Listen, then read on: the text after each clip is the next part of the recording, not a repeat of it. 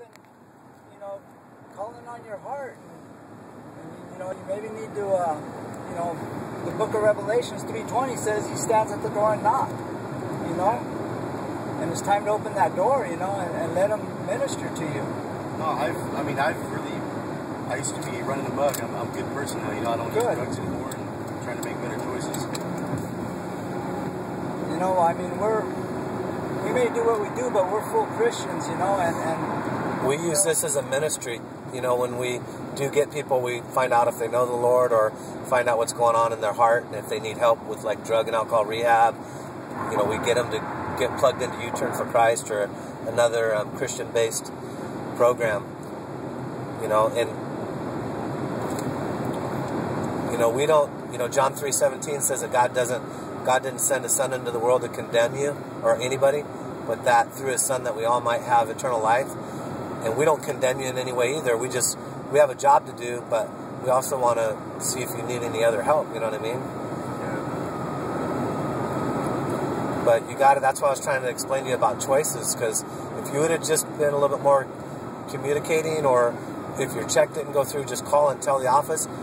That office that you got bailed out at, those guys are probably the easiest going bail bonds, and they'll work with anybody as long as you keep an open form of communication. And that's why I told Jessica straight up, I said, I told you too, I said, you're scaring them because you moved and they don't know where you're at now.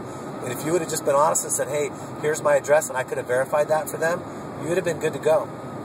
But as soon as we verified that it was a bogus address, they said, the bond's revoked. So, I didn't know that she had given you guys a bunk address, because that's her place. I don't live with her. And whatever she told you guys, that was it. I've contacted the office. I've spoken to them.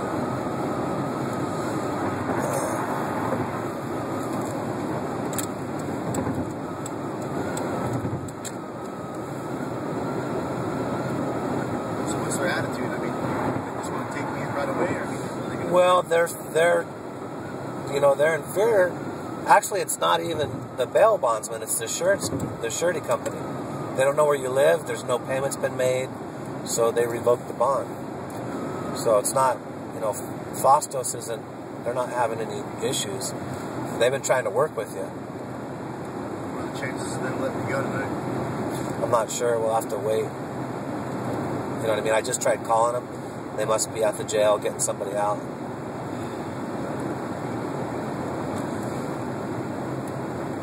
The main thing for us is if you know the Lord and you got a good sound salvation, you know, that's what we care about. I'm a firm believer.